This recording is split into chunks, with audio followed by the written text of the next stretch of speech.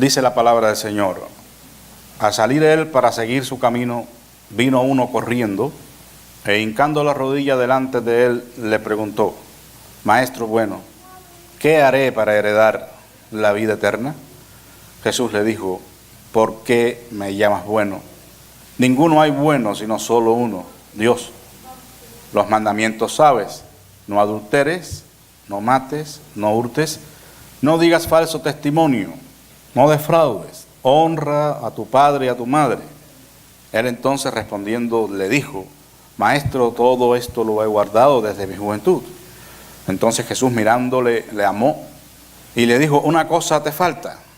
Anda, vende todo lo que tienes y dalo a los pobres y tendrás tesoro en el cielo.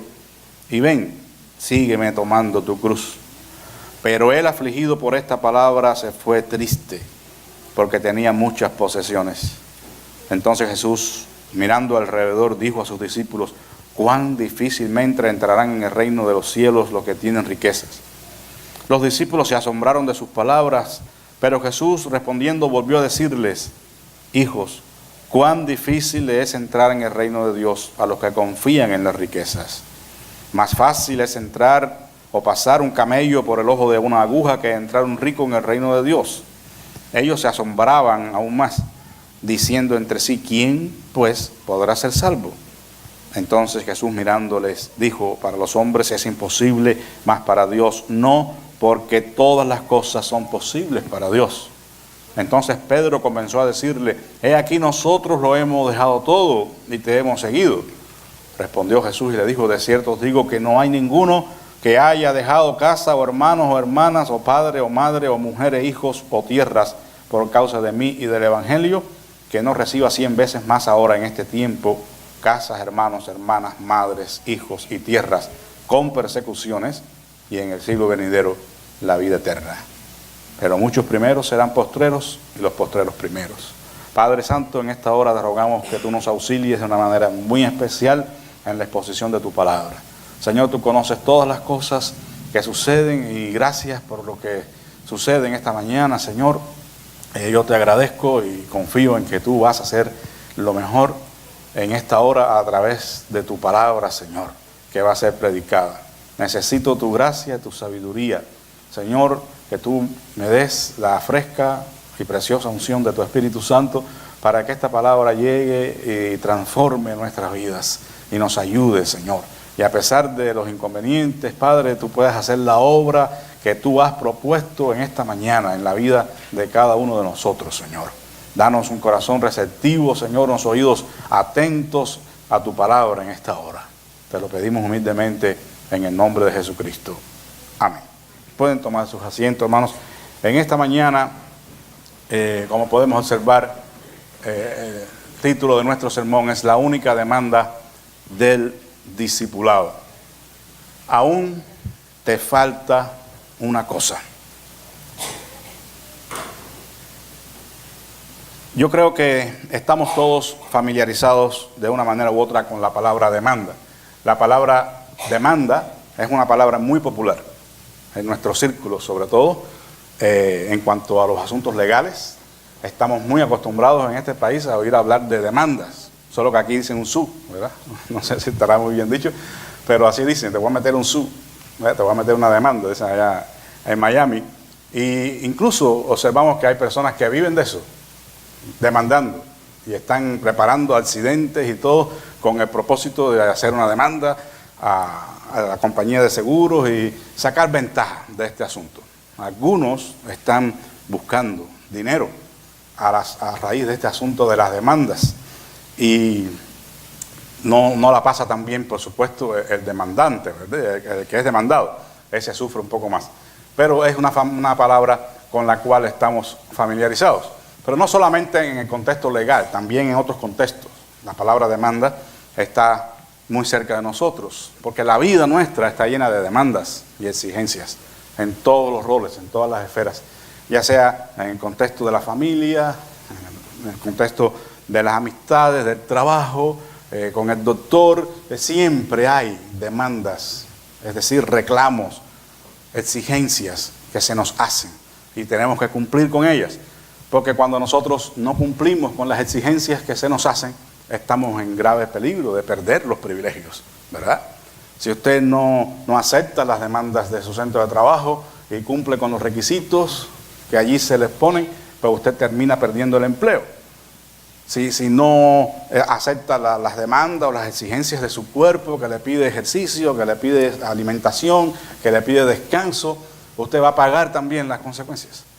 Porque se va a enfermar, se va a estresar. Es decir, hay que guardar un equilibrio en nuestra vida. Pero nuestras vidas están llenas de demandas y de exigencias. Y estamos prestos para aceptar esa realidad. Nadie niega eso. Todo el mundo sabe que hay demandas, que hay exigencias para nosotros en los diferentes roles en los cuales nos podemos mover.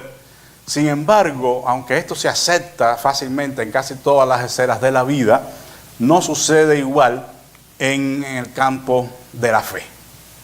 Cuando hablamos de la fe, del discipulado, de ser cristiano, entonces las palabras como estas, demandas, no son bien escuchadas, a veces no son bien aceptadas y pensamos que por alguna razón u otra no son reales estas demandas, que después de todo Dios es tan bueno, Dios nos comprende, Dios nos ama tanto, que Él no va a reparar en algunas cosas. Pero en realidad encontramos que hay demandas en el Evangelio. No es solamente un evangelio de ofertas, no es un evangelio que ofrece el perdón de pecados y la vida eterna y el bienestar, nada más. Es un evangelio que demanda también una cruz, que demanda el morir a uno mismo, el sacrificio personal, la entrega al Señor, todas esas cosas, la obediencia. O sea, que hay ofertas y hay demandas. Y eso es válido también en el campo de la fe. De hecho, algunas personas que no conocen al Señor, cuando se les habla acerca del Evangelio, en su mala comprensión de estos asuntos, dicen, no, yo no puedo ser cristiano, porque eso es muy, muy fuerte. Ahí hay muchas demandas, ahí pues te piden esto, te piden lo otro, y yo amo mucho el pecado. O sea, no están dispuestos a dejar su pecado, llámese como se llame, cualquier pecado que la persona practique y ama, no está dispuesto a dejarlo fácilmente. Algunos, ¿qué va? Ustedes, los evangélicos, se pierden mucho de la vida, según ellos, ¿verdad? No disfrutan de la vida. Ellos llaman disfrutar al estar en un desenfreno moral o estar sin normas, sin ningún tipo de restricciones en sus vidas. Pero sabemos que eso es un error. Sin embargo, a estas alturas quizás usted está preguntándose, pastor, no entiendo el título de su sermón, ¿verdad? Porque usted me está diciendo que su sermón se titula La única demanda del discipulado. Y me está diciendo que hay demandas en plural. Bueno, ahí es a donde vamos en esta mañana. Vamos a demostrar que en realidad el discipulado, el seguir a Cristo, no son muchas las demandas, sino que más bien hay una sola demanda.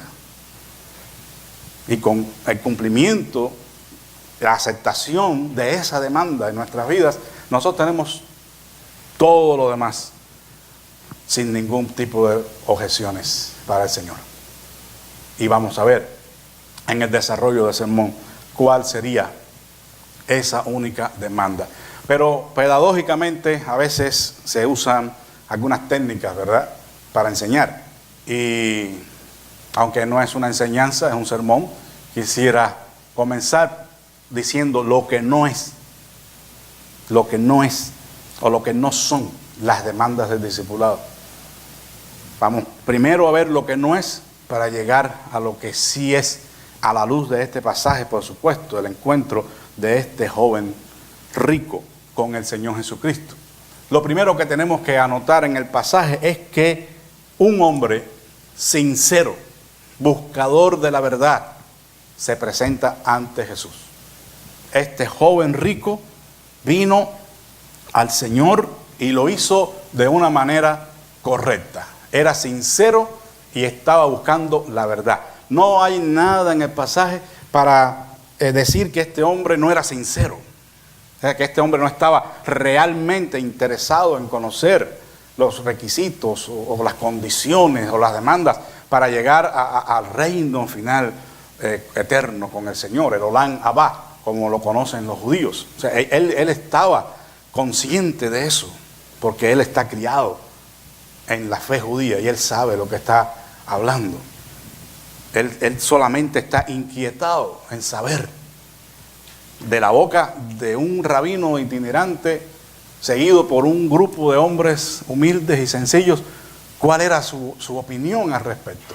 Porque este hombre, según nos dice la Escritura, era una persona importante, no era cualquiera. Según el evangelista Lucas, este hombre era un principal, probablemente haya sido un juez incluso de Israel. O sea, era una persona duchada en las Escrituras, conocía las Escrituras al pie de la letra. Y vino sinceramente preocupado por conocer la opinión de Jesús con relación a lo que debía hacer para heredar la vida eterna. Por eso es que hace una pregunta importante y de urgencia. Porque nada más urgente, hermanos, para la persona que tiene bien los pies sobre la tierra, que saber qué es necesario para heredar la vida eterna. Una persona que realmente sabe quién es y de dónde viene y que hay un Dios que hizo todas las cosas, no va a estar tan preocupado en conseguir una vida honorable, materialmente o económicamente holgada. No está preocupado por tener los automóviles de último modelo y vivir en palacios o en residencias y vestir ropas de marca, sino está preocupado en saber cómo vamos a heredar la vida eterna. Está preocupado por los valores espirituales.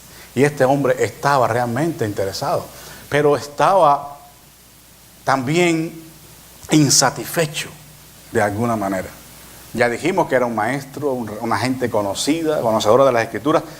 Quizás conocía la opinión de sus antecesores rabinos, de los maestros de la ley anteriores. Seguramente conocía los puntos de vista de los maestros contemporáneos como Gilel o Shammai, que estaban en ese mismo tiempo enseñando. Pero ahora él dice, bueno, ¿qué más cuesta saber la opinión de este rabino tan peculiar?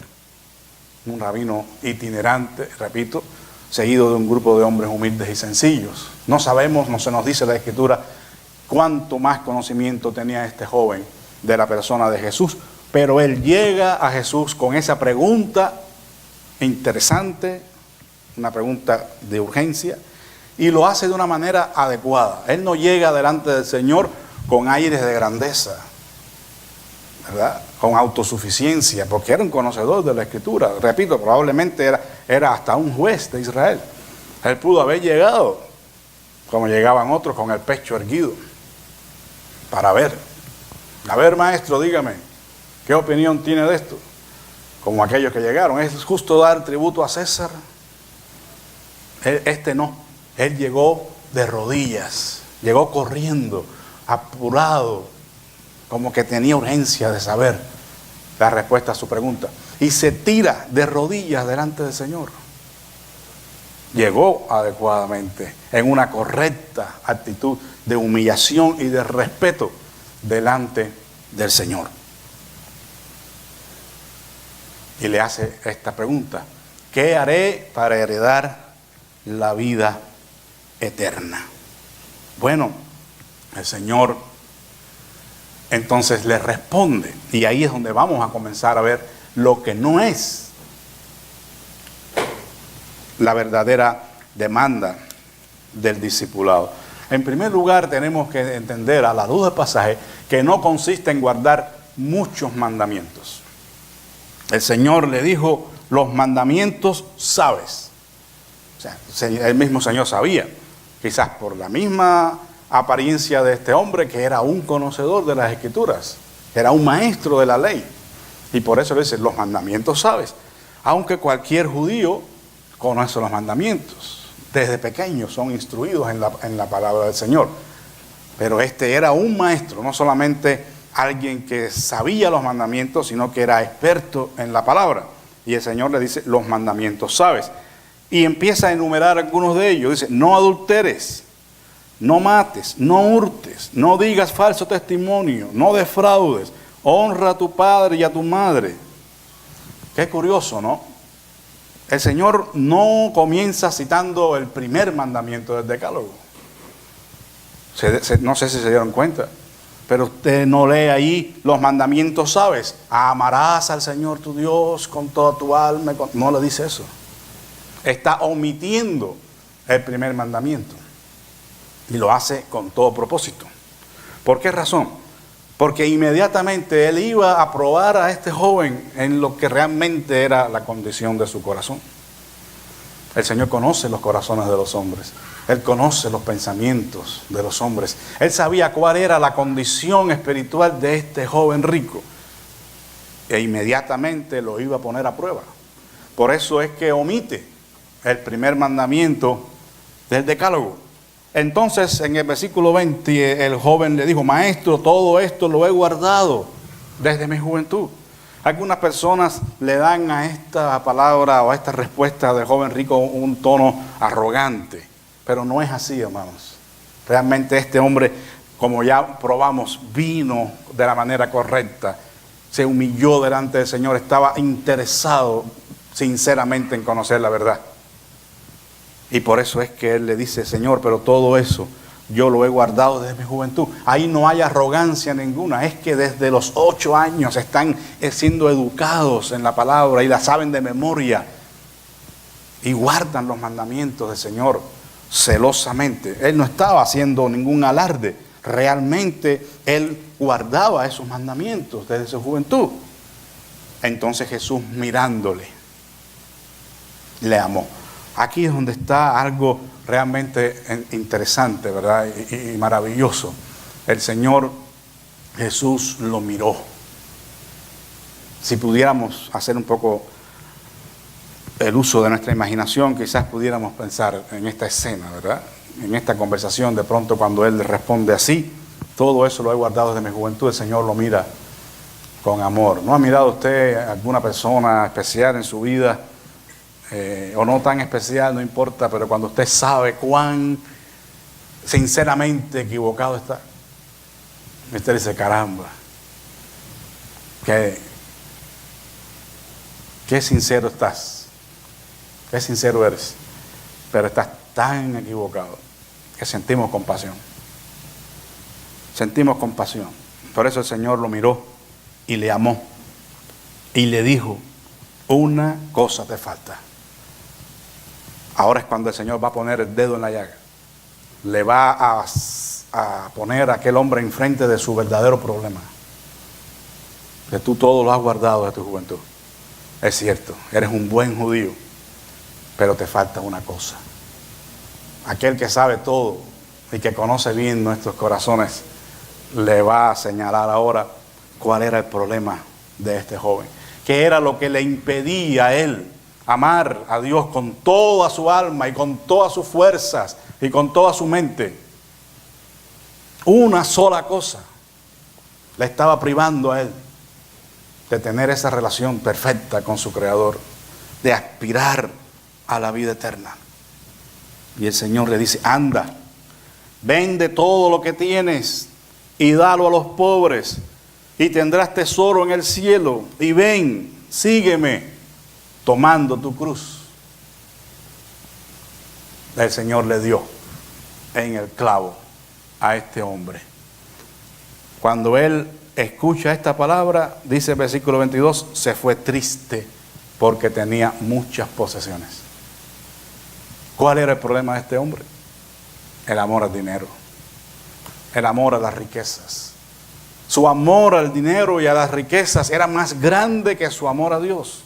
Por eso es que el Señor pone y omite el primer mandamiento cuando le responde los mandamientos suaves. Porque Él sabía que este joven estaba siendo víctima de su amor a las cosas o riquezas materiales. Por eso le dice: ve y vende todo lo que tienes. Este no es un mandamiento para todos los cristianos. Interpretar eso sería un error. Es que para seguir al Señor se tiene que vender todo lo que tiene y darlo a los pobres. Y entonces ven y congrégate. Sería un disparate, ¿verdad? Esto era un rema, una palabra específica a una persona específica, en una situación específica, porque este hombre tenía una necesidad específica que le estaba privando de disfrutar de una relación de comunión perfecta con su Dios. Porque el amar a Dios, en primer lugar, es un mandamiento, como ya lo hemos demostrado. Es el primer mandamiento del Decálogo. Y este hombre no estaba cumpliéndolo simplemente por el amor al dinero. Por eso se fue triste, se afligió. No sé si pensando en la escena, usted puede verlo cuando llegó. ¿Cómo dice que llegó? Corriendo, emocionado, ¿verdad? Con deseo de tener una respuesta, y se arrodilló: Señor, ¿qué es necesario para alcanzar la vida eterna? ¿Lo puede ver ahora?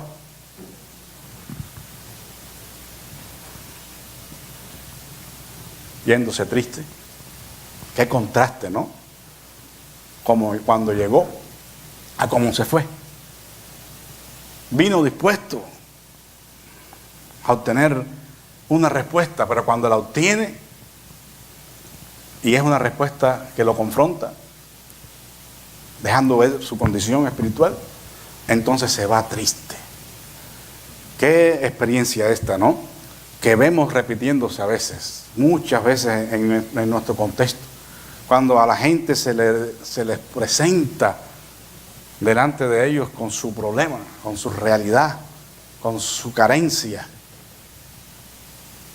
y en vez de rectificar, se ponen tristes o se ponen bravos y se alejan porque no les gusta la palabra. Pero hermanos, el amor no evita confrontar a la gente con la verdad. Tenemos un falso concepto del amor a veces, un amor que no confronta, un amor que no dice la verdad, un amor que es falso amor por cuanto deja a la persona en la ignorancia, un amor falso porque no permite que la persona despierte y que la persona se arrepienta de su pecado. El amor verdadero dice las verdades,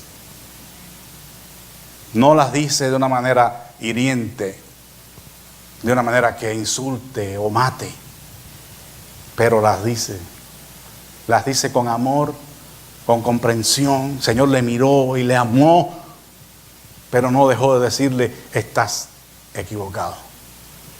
Eres sincero, sí, pero estás equivocado, porque amas más al dinero que al Señor tu Dios.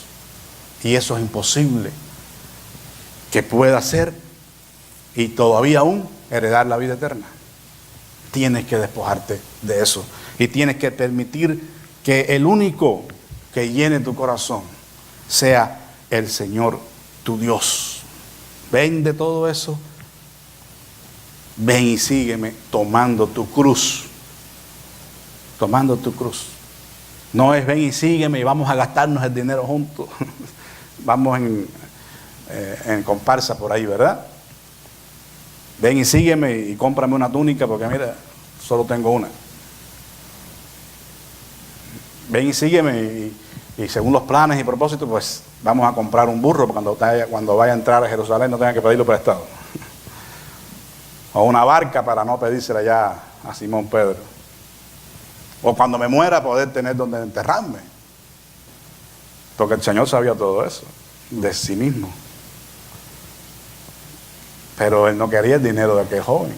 Él quería su alma, su devoción, su amor, su entrega. Por eso le dijo: vende todo lo que tienes, dáselo a los pobres, yo no quiero nada. Y ven y sígueme, tomando tu cruz, tu dosis de sufrimiento y de muerte, de la cual nadie puede prescindir para entrar en el Olam Abba. Porque por muchas tribulaciones, dice el Señor, es necesario que pasemos para entrar en el reino de Dios. Ese versículo no es muy usado y no es muy famoso, ¿verdad? Pero es necesario que a través de muchas tribulaciones pasemos para entrar en el reino de Dios. Por eso se fue triste. Ahora en el versículo 23, el Señor dice: mirando alrededor, dijo a sus discípulos: cuán difícilmente entrarán en el reino de Dios los que tienen riquezas. ¿Puede imaginar la escena? Mirando alrededor. El Señor estaba mirando a todos los que estaban allí, por si acaso haya otro igual. En otras palabras, aunque Él no lo dijo, ¿algunos de ustedes están en la misma página? ¿Algunos de ustedes también están amando a alguien o a algo más que su Señor, que el Señor su Dios? ¿A algunos de ustedes les falta alguna cosa? Se están mirando a su alrededor, diciendo nada más y nada menos que esta palabra: cuán difícilmente entrarán en el reino de Dios los que tienen riquezas. En el versículo 24, los discípulos se asombraron de sus palabras. Ellos dijeron: ¿pero cómo es posible? Haciendo memoria, quizás estaban pensando en Abraham, un hombre rico, y en otros, Job. Había muchos hombres de Dios que tenían dinero y que fueron hombres piadosos. Quizás ellos estarían pensando para sus adentros: ya aquí se le fue la mano al maestro, ya está diciendo incoherencias, porque ¿qué tendrá que ver el dinero con el ser piadoso? ¿Qué puede ser de malo tener dinero y amar a Dios? Entonces, los discípulos asombrados, el Señor percibió el asunto y volvió a decir, haciendo una aclaración pertinente: cuán difícil le es entrar en el reino, versículo 24, de Dios, a los que confían en las riquezas. Está haciendo una aclaración importante. No es el tener riquezas el problema. El problema es confiar en las riquezas más que en Dios. El problema es confiar en cualquier otra cosa más que en Dios. El problema es tener nuestra seguridad y esperanza, hermanos, en cualquier otra cosa más que en Dios. Hay muchos que están preocupados por nuestro mundo. Yo estoy preocupado por el mundo, pero yo sé que el mundo no va a cambiar. El Señor dice que irán las cosas de mal en peor. Y las profecías se van a cumplir. Entonces, por mucho que haga Obama y el que viene, si es que viene otro, esto no va a cambiar para bien. No va a cambiar para bien. Estamos preocupados, por supuesto. Yo no quiero que el chino loco ese mande un cohete para ningún lado, ¿verdad? Del coreano. No sé si están pendientes de las noticias, pero esa gente son locos. Son suicidas. Ellos no creen en nadie. Y es capaz de hacer una locura. Algunas personas se burlan y se ríen, pero cuidado, los chinos estos son cosas serias. No vamos a tomar en broma la cosa, porque sí puede haber un gran problema. Quizás no nos afecte directamente a nosotros, aunque dice que creo que Dallas era una de sus ciudades que tienen la mirilla. ¿Sabes? Cerca de aquí caerían los cohetes. El punto no es ese. El punto es que la confianza nuestra no está en los gobernantes actuales, ni en la política internacional que vaya a cambiar y vaya a mejorar. Porque de hecho, según las profecías, eso va a venir, y va a venir esta persona que va a ser un estratega, economista y político y hombre brillante. Y en fin de cabo, la Biblia dice: cuando digan paz y seguridad, vendrá sobre ellos destrucción repentina. Porque no hay tal cosa hasta que Él venga y ponga sus pies sobre el monte de los olivos y establezca su reino. Ese es el problema, hermanos. Que nuestra confianza, que nuestra fe, que nuestra esperanza esté en algo o en alguien más que en Dios. El de este joven eran las riquezas. Y por eso el Señor le dice: no es problema que tengas dinero, pero sí que confíes en Él por encima de Dios. Él es y debe ser nuestra confianza, hermanos. Los discípulos, lejos de aclarar su mente, se confundieron aún más. Y no entendían todavía lo que el Señor estaba diciendo. Y entonces el Señor hace uso de una expresión proverbial, dice: más difícil es pasar un camello por el ojo de una aguja que entrar en un rico en el reino de Dios. Y ellos se asombraban aún más en el versículo 26 diciendo: ¿quién pues podrá ser salvo? Pero pues, si eso es así, entonces ¿quién se va a salvar? ¿No? Como que la cosa está difícil, el camino realmente está estrecho, la puerta realmente es angosta. Entonces Jesús, mirándolo otra vez con esa mirada de comprensión, de amor, viéndolos desorientados y confundidos, le dice: para los hombres es imposible, mas para Dios no, porque todas las cosas son posibles para Dios. ¿Verdad? ¿Qué será lo que está diciendo el Señor aquí? Porque podemos también confundirnos con las interpretaciones. ¿Será que el Señor está diciendo: para Dios es posible que los ricos, aún con el amor al dinero, entren al reino de los cielos? Pudiera desprenderse de esa interpretación de ahí, equivocadamente, por supuesto. Pero viendo el contexto, sabemos que no es eso lo que está diciendo el Señor. Porque si no, Él no hubiera reclamado a aquel joven cuál era su problema. No le hubiera dicho: tú tienes este problema del amor al dinero en tu corazón.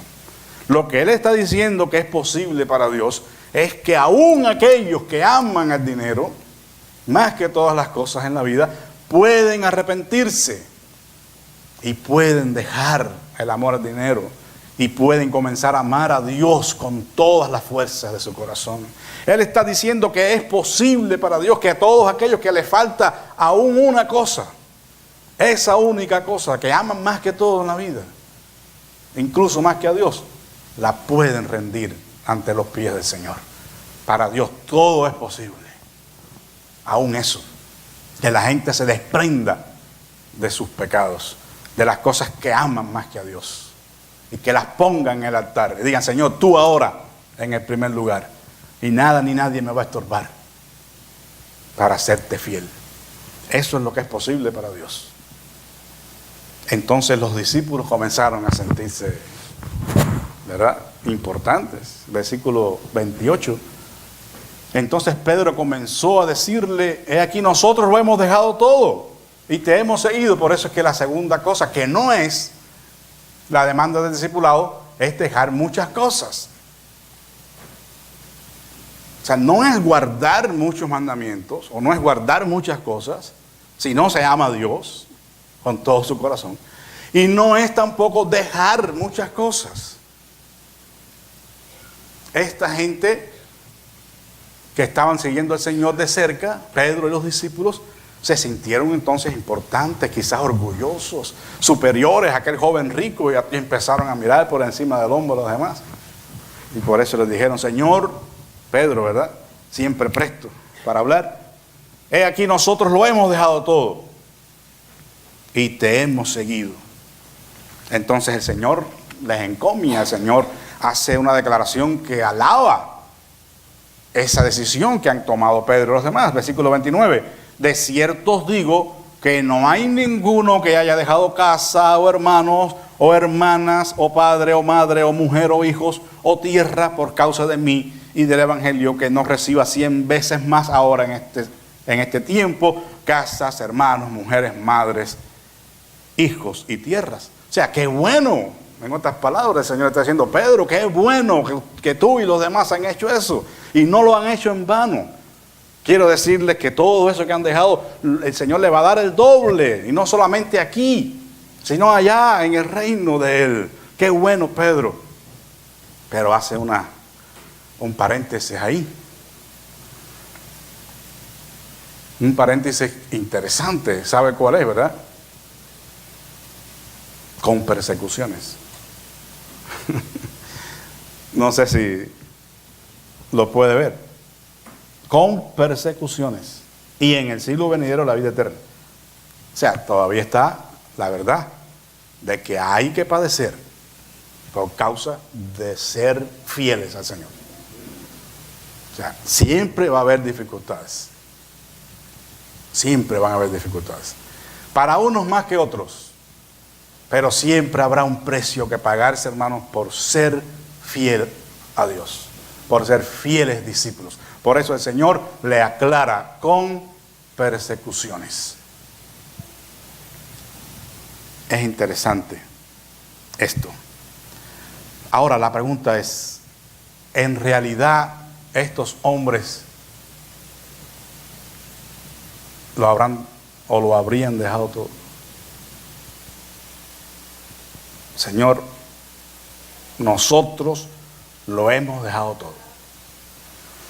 Es cierto, habían dejado sus barcas, ¿verdad? Simón, sus hermanos, los hijos de Zebedeo, dejaron sus barcas y dejaron sus redes y siguieron al Señor. Mateo dejó el banco de los tributos públicos y siguió al Señor. Y muchos otros habían dejado muchas cosas para seguir al Señor. Pero ¿será cierto que lo habían dejado todo? Ahí es donde está la pregunta, hermanos. En realidad no lo habían dejado todo.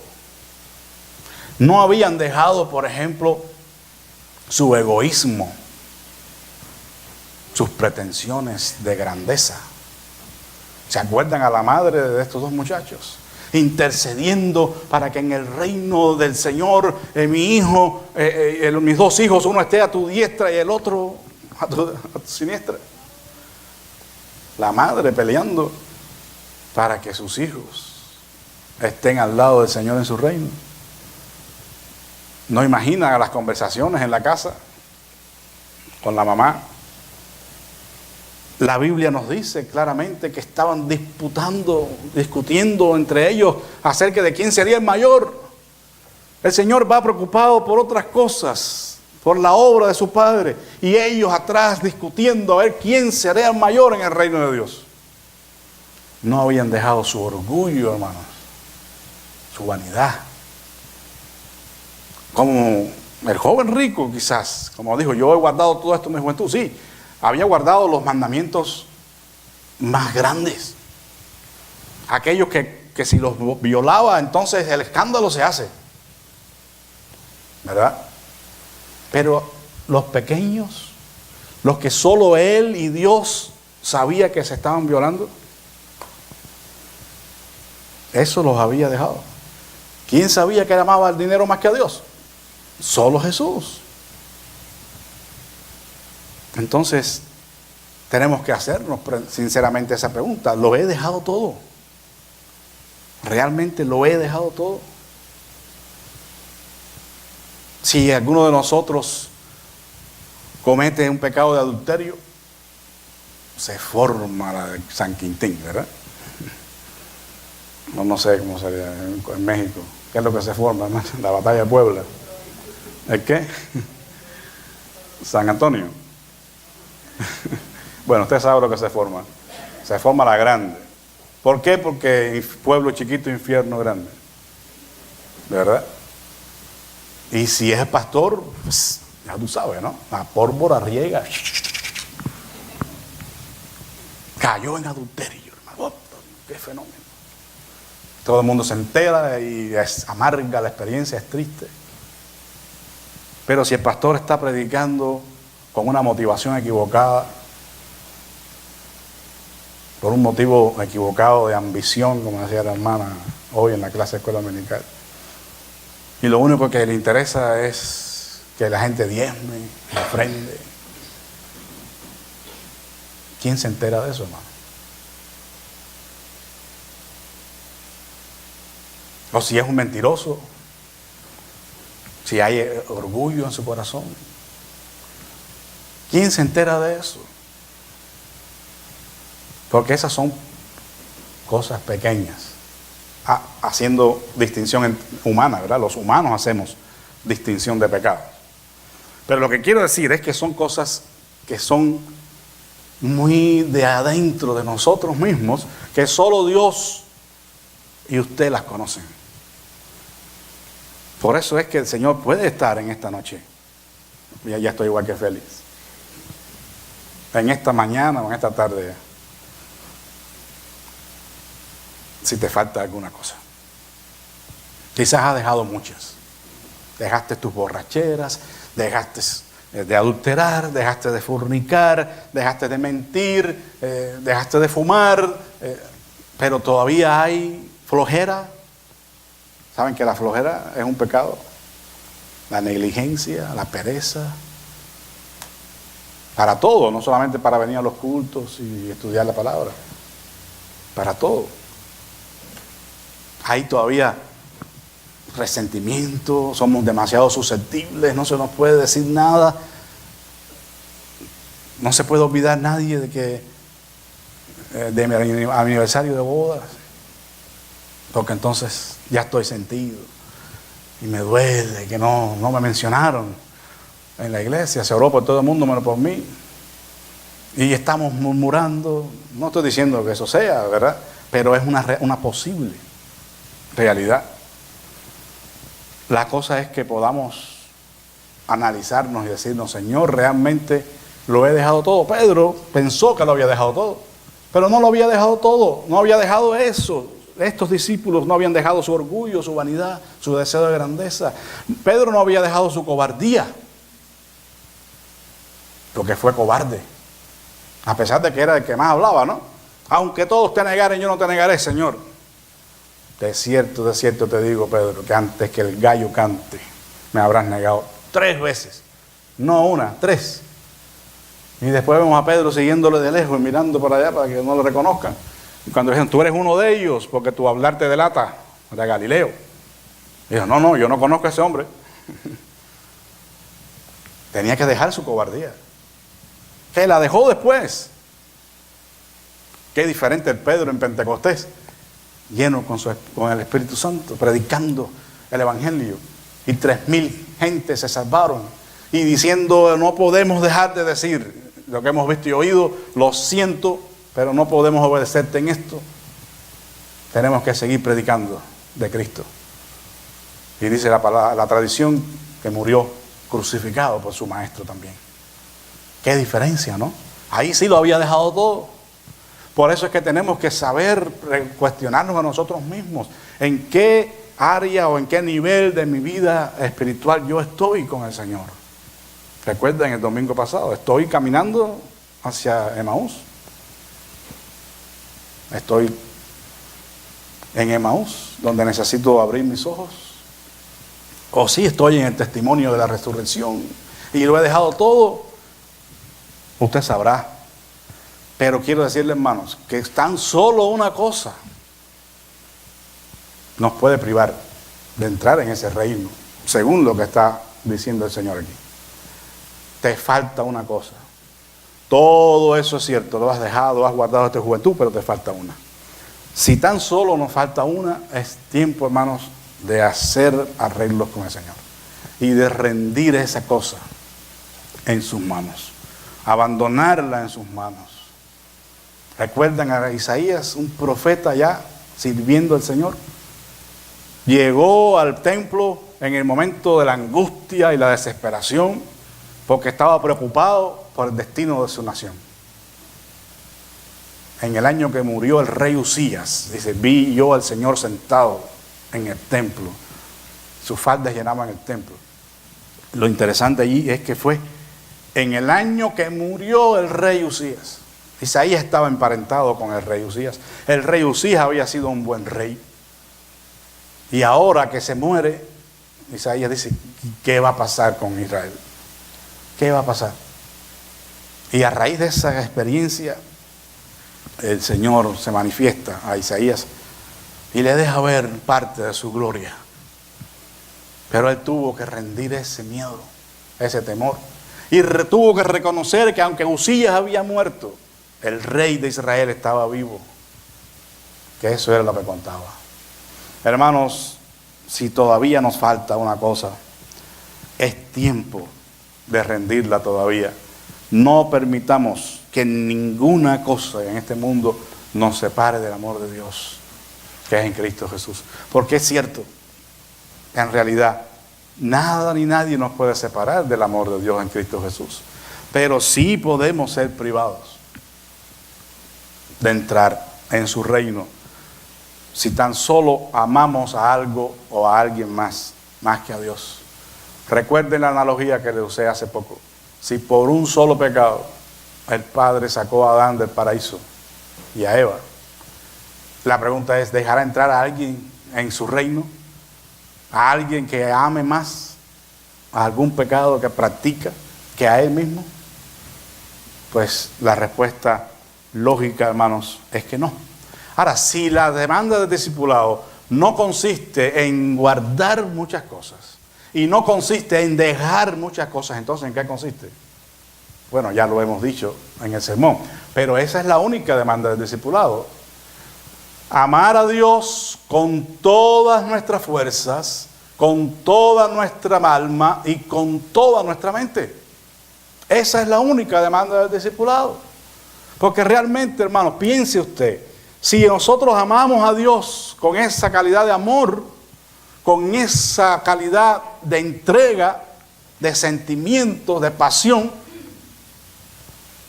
¿qué otra cosa le pudiéramos negar? Cuando usted va a casarse, usted hace una lista de demandas. Ella pone que me des masaje en los pies cuando llegue de trabajar. Y él, quiero que me rasque la espalda. Y todas esas cositas ahí. Entonces usted hace una lista y ella hace la otra y vamos a ver cómo tocamos, ¿verdad? ¿Quién va a sacar la basura? ¿Quién no la va a sacar? Y una serie de cosas allí. Cuando tenga el primer hijo y que tenga estrías en el estómago, ¿me vas a seguir amando? Cuando me crezca la barriga o me quede calvo, ¿verdad? Todas esas cosas. No. Cuando crezcan, cuando vengan los hijos, le vamos a comprar la canastilla. O sea, la canastilla, decimos en Cuba, toda esa ropita que ustedes traen en los baby shower para el bebé, la ropita de bebé. O vamos a esforzarnos para que vaya a la escuela. Esas cosas son demandas, pero están todas bajo el manto del amor. Si usted ama a su esposa como debe amarla y ella lo ama a usted como debe amarlo, hermanos, entonces salen sobrando todas esas cosas, porque usted las va a hacer con gusto, las va a hacer porque la ama, no porque están en una lista, porque sería muy triste que tengamos que consultar una lista para ver. Entonces no hay verdadero amor, pero cuando hay amor genuino salen sobrando todas estas cosas, hermanos. No sé si le ha tocado a usted con la mujer embarazada. Hay algunas que no se antojan, pero hay otras que hacen caso del dicho ese y se le ocurre comerse un helado a las 3 de la mañana y hay que salir a buscar el helado. Le dicen en Cuba que si no le sale un orzuelo al hombre aquí. Pero cuando hay amor, hermanos, aunque sabemos que esta mujer es un poco caprichosa, comerse un helado a las 3 de la mañana, pero bueno, ni modo. Usted se levanta y va y se lo busca, porque la ama. Por eso el Señor dijo, mi carga no es pesada, es ligera. ¿Pero para quién? Para quienes le aman. Por eso esta es la única demanda del discipulado. Si amamos a Dios así, con todas nuestras fuerzas, con toda nuestra alma y con toda nuestra mente, entonces no va a ser difícil, hermanos, la obediencia a sus mandamientos. Mis fuerzas van a estar primero para agradar a Dios. Y hago mayordomía de mis fuerzas también. Porque si yo gasto todas mis fuerzas trabajando, entonces después no voy a tener fuerzas para buscar al Señor. Hay que trabajar, pero no hay que trabajar 2 trabajos cuando podemos vivir con uno. No hay que trabajar 16 a la fuerza cuando podemos trabajar 8. ¿Sí me entienden? Hay que ser mayordomos de nuestro tiempo y tener el tiempo para buscar a Dios. Si le amamos, nuestras fuerzas primeras son para Él, no para ninguna otra cosa. No gastemos nuestras fuerzas en cosas improductivas, en vanidades que no van a llevarnos a ningún lado. Con toda nuestra alma, o sea, la vida misma, con mi vida y con mi mente. ¿Qué tengo en mi mente? ¿Qué llena mis pensamientos? ¿Qué permito que entre por mis ojos? ¿Qué miro en la televisión? ¿Qué leo? Porque eso también te puede llevar lejos de la comunión con tu Dios. Por eso es que dice, negándonos a nosotros mismos y cargando nuestra cruz. Si se ama a Dios de esta manera, entonces la consecuencia, además de esa obediencia, es esto: negándonos a nosotros mismos y cargando nuestra cruz. Que el Señor nos ayude en esta mañana. Si hay alguien que necesita la oración y puede identificar que Dios le está diciendo también, te falta una cosa, no la dejes en el banco, no la dejes en tu corazón, tráela y ríndela a los pies del Maestro, hermanos, porque el Señor quiere que estemos listos para entrar en su reino. Recuerden la pregunta que hizo: ¿de qué vale al hombre si granjeara, hermano, todo el mundo? O sea, si pudiera ser dueño de todo el mundo, pero finalmente pierde su alma. ¿Verdad que es un mal negocio? No vale la pena. Nuestros años acá, 70, en los más robustos 80, pero allá es toda una eternidad. Así que les animo, hermanos, para que seamos diligentes todos en descubrir si nos falta algo por entregar al Señor, y rindámoslos sin pensarlo dos veces, para que Él nos pueda dar todo lo que Él tiene para nosotros. Padre amado y Dios todopoderoso, te doy gracias en esta mañana, porque, Señor, tu palabra es verdadera. Tu palabra nos llama a que podamos rendirnos a ti. Tú le señalaste a este joven cuál era la carencia que él tenía, que era lo que estaba impidiendo que él amara a Dios con todo su corazón. Y él no pudo reconocerlo, Señor, y humillarse. Nosotros queremos no seguir su ejemplo. Queremos en esta mañana, Padre, poder rendirnos a ti, dejando todo lo que tengamos que dejar. No solo las grandes cosas, sino aquellas pequeñas cosas, Señor, que quizás nosotros mismos y solo tú conocemos. Ayúdanos, Señor. Nos entregamos a ti en el nombre de Jesucristo.